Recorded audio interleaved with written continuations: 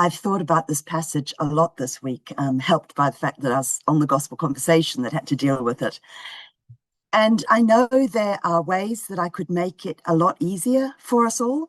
I could distract us with all sorts of kind of interesting facts. But the basic message of this gospel reading is unavoidable. The way we use our money matters. Our attitude to beggars and homeless people matters. We have to fight against the idea, which I know rises in me and I think rises in many of us, that people who are on the streets have brought it on themselves, and that somehow we deserve our comfort and they deserve their discomfort. Whereas we all know the realities are that the families we were born into, the opportunities we've been given, our innate abilities, even our personalities, we didn't earn or deserve any of them. They're all gift. And the comfort that we have as a result of them is gift. The only safe way for Christians to hold money is as something that is entrusted to us by God to be used for God's kingdom. The moment we think of it as ours, to guard or to hoard, or the moment we think somehow that the poor people deserve to be poor, we are in deep trouble. And I'm guessing what I've just said to you is as uncomfortable for most of you as it is for me. But that's actually all I'm going to say about that, because I want to tackle something that is even more uncomfortable. When did you last hear a sermon on hell? Anyone? Wave your hands if you have. Aren't you glad you tuned in today, because you're about to get one? It's what I want us to think about, mostly because it is something that kind of lurks in the back of our minds as Christians. And we do really, as in not very often, take it out and look at it straight in the eye. And obviously it's not something that I can plumb the complexities of in a 10-minute sermon. I just want to give you a few things to think about, because I do believe strongly that the idea of hell that we have inherited is very difficult to find in the Bible. Okay. So, first, as I said on the Gospel Conversations, if you've listened to that, this parable that we've just heard is not meant to be a detailed description of life after death. It's far more along the lines of the stories that we might tell about meeting St. Peter at the pearly gates. Okay, there's a biblical backing for the idea of pearly gates, but we don't tell those stories in order to communicate anything serious about what heaven will be like. We tell the stories because of a particular punchline that we're trying to reach. Similarly, in this story, it's actually the punchlines about dealing with people who are poor and dealing with the word of God that are important. That's what the focus is. The next thing I want you to think about is, if you cast your mind back to the very first sentence of our Bible, what did God create? Can you remember? In the beginning, God created the heavens and the earth. So what's missing? Hell. God did not create hell. Nowhere in the whole Bible are we told that God creates hell. So keep that in mind. Where did we get the idea from? There is no hell in the Old Testament.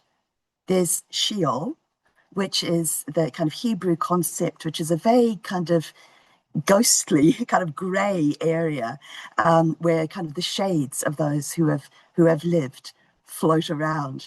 There's no idea there of eternal torture. But between the Old and the New Testaments, ideas from Greece and Babylon and other cultures impacted the beliefs of Israel. And also Israel itself began to have insights into a unique understanding of a final resurrection of the dead. So as a result, Jewish scholars began wondering more about this life after death idea, which really isn't important in the Old Testament. So in this story that we've just heard, we have not hell as that translation used it, but Hades, which is a completely Greek idea. We have messengers returning from the dead to deliver a message, which is an Egyptian idea. And we have Lazarus being held by Abraham, which is a Jewish idea. So it's a real mixture of cultural themes coming together in this story. Then, I'm racing through this, there are the puzzles of when Jesus talks about what our translations translate hell. Now, I think it's coming up in the next week or two, one of Jesus's many uncomfortable sayings, where he says that if you cause a little one to stumble, it would be better for you to tie a millstone around your neck and drown. But how would dying make anything better if your destiny is eternal torment? That makes no sense. So perhaps that's not what Jesus is talking about there.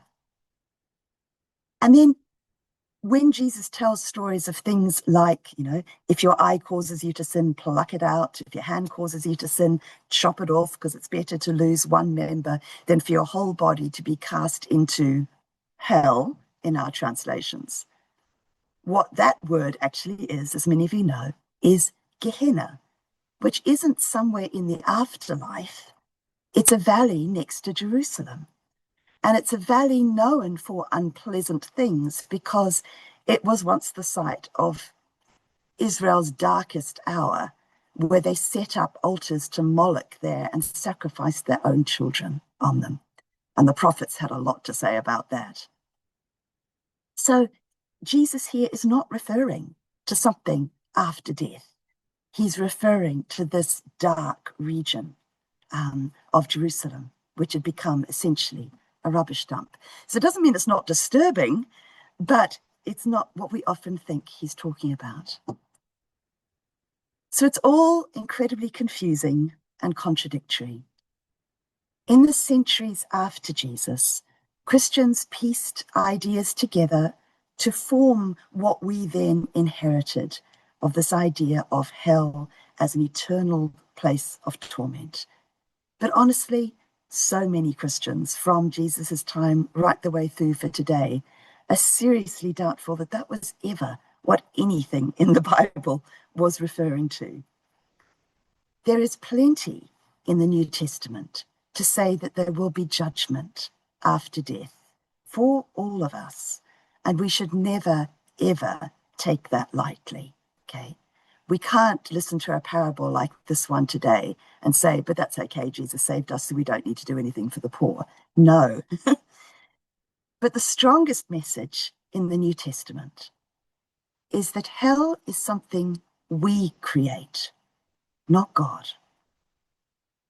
We create hell in ourselves and in our world, not God.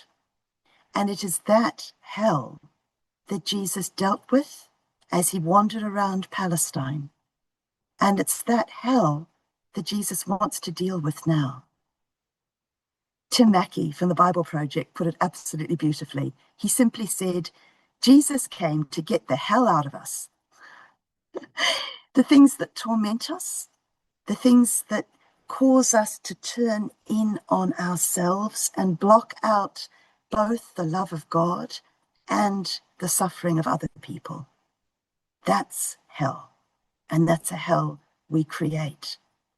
The cruelty we do to others and the cruelty we allow, the despair we cause, the despair we experience, these are all hell.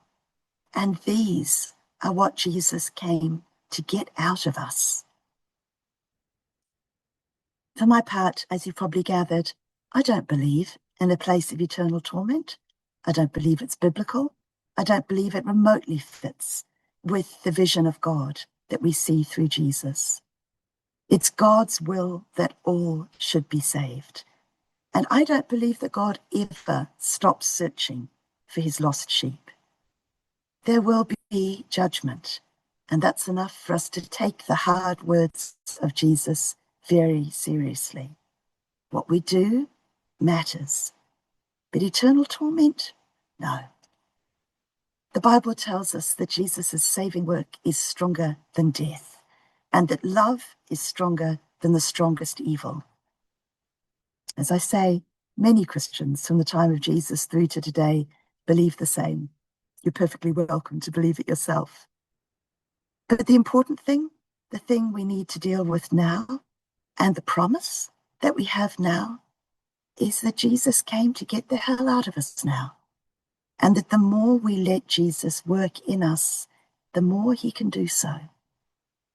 It may be a sobering thought, but it's also one filled with hope.